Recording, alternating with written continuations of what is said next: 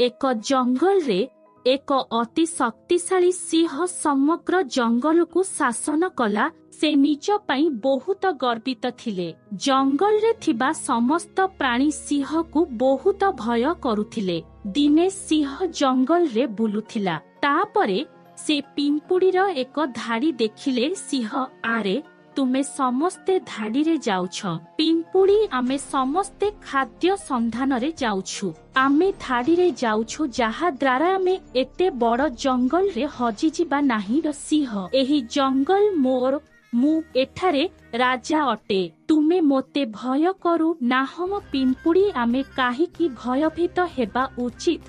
तुमे बड़ पशु खाई पारिबो सेथिपई सेमाने तुमको भय करिबे किंतु तुमे आमको खाई पारिबो नाही। सिंह ठीक अछि मु तुमको गोटिए थर भांगी देबी। समस्तंकु हत्या करा जिवो। पिंपुड़ी जाओ आमर वर्तमान समय नाही। चाल आउ किछि समय साक्षात करिबा एवं चेष्टा करिबा। सिंह कहिला तुमे अपेक्षा कर मु तुमको वर्तमान कहिबी। एहा कही से सेमानंक उपरे पाद देबाकू चेष्टा करंती किंतु समस्ते एक काठर मूलरे अटकी जांती जेउठारे सिंहर पंजा पहुंची पारिबो नाही। सिंह बहुत रागी जाइथिए। एक चिता बाघ तांक निकटकू आसीबा परे सिंह रागी की बुलुथिला। चिता कौन हेला महाराज तुमे बहुत विव्रत देखा जाउछ।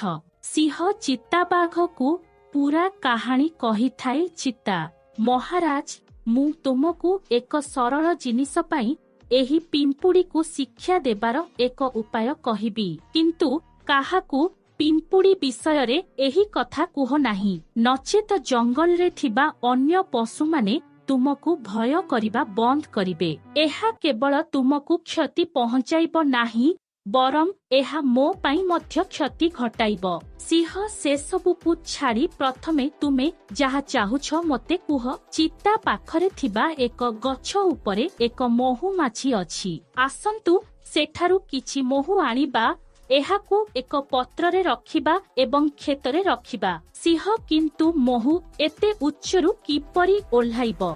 सिंह ठीक अछि आसंता काली सकाळे महु सहित खेतरे पहुंचे। चिता बाघ महुमाछी पाखकू आसे। माछी राणी मोते किछि महु दियो आम राजा देह भल नाही से महु खाइबे। जदि तुमे महु न दियो राजा तुमर महु बसाकू भांगिबे। महुमाछी भयभीत होई चिता बाघकू महु देइथाए। परदिन चिता महु नेई खेतरे सिंह को अपेक्षा करिबाकू लागिला। एठारे महुमाछी अन्य पशुमानंकु कुहंती जे राजा असुस्थ अछंती। एही खबर पिंपुड़ी रे मध्य जानी पारिला। पिंपुड़ी बंधुगण देख सिंह आमको फांदरे पकाइबा पई महु संग्रह करिछि। तेणु आजिठारु कोनोसी पिंपुड़ी तार गातरु बाहरिबो नाही। केवल 4टी पिंपुड़ी जाई सेही सिंह सहित विचार करिबे।